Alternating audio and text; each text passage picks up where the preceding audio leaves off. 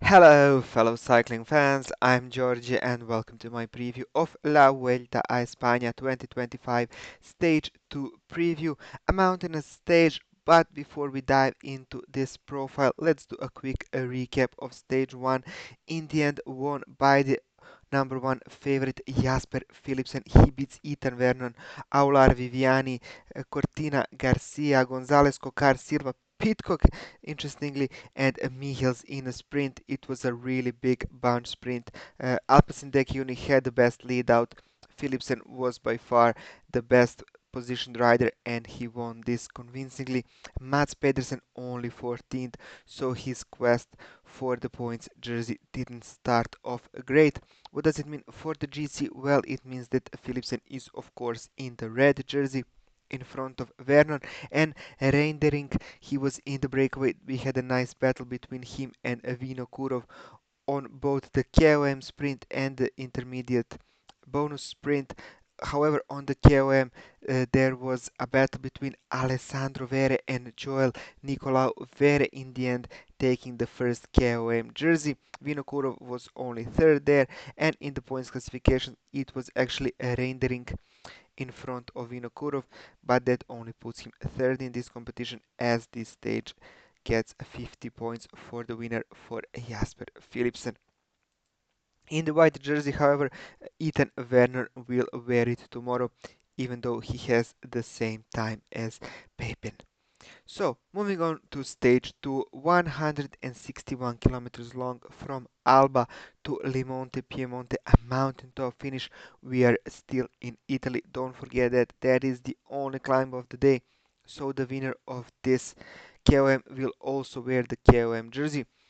We have the intermediate sprint at around 67 kilometers from the start, but I expect the breakaway riders to battle it here.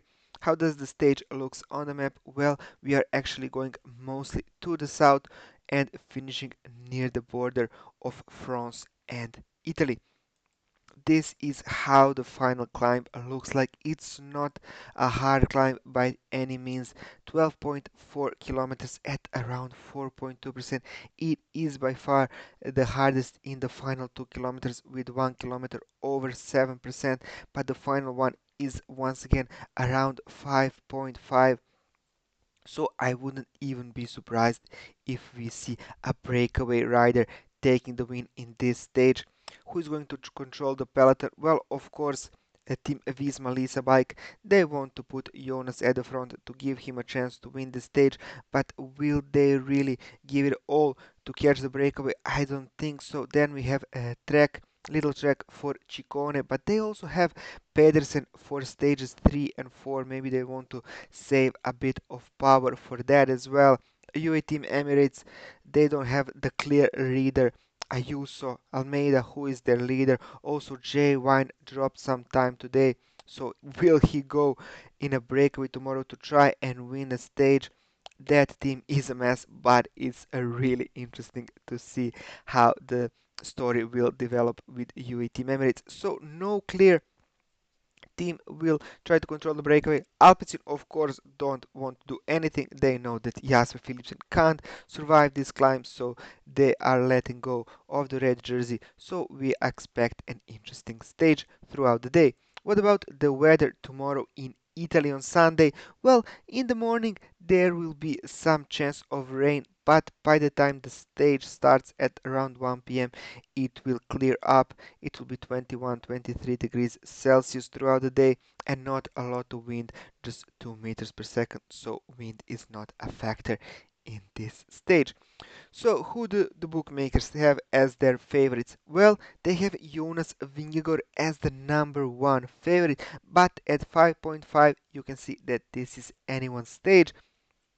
Tom Pitcock, he even sprinted today in a bunch sprint, so does that tells us that he's not going for the GC, that he's going to try to win as much stages as he can for Q36.5. Maybe they even try to send him or another rider like Zukovsky in a breakaway and then if it comes back to a bunch sprint or a reduced group of favorite sprint, then Pitcock has a nice chance. Ciccone always dangerous in this kind of finishes. Ayuso, Almeida as well. Finn Fischerberg for Red Bull, Bora Hansgrohe. Mats Pedersen, maybe he can actually survive this climb and even fight it for the win. He's an interesting option. I would actually love to see him win. And then Langelotti, he was amazing in Tour of Pologne, winning a stage in front of Brandon McNulty. So watch out for him as well. And Junior Leserve. So I kind of agree with the bookmakers. I have all those guys on my list. But who is going to be my pick? Well, I already talked about that guy. I think Jay Wine goes in a breakaway at 81, and I think he wins this stage too. No one buries themselves to try and bring him back, and in the end, Jay Wine wins easily for UAE Team Emirates. That is all for this preview. I hope you enjoyed it. I hope we will all enjoy this stage too. Give me a like if you enjoy my videos. Don't forget to subscribe and hit that notification bell. Less than 10 subscribers needed to reach my everlasting goal of 1000 subscribers. So massive thank you for everyone who already subscribed. Have a great day, and I hope to see you tomorrow for my preview of stage 3. Bye!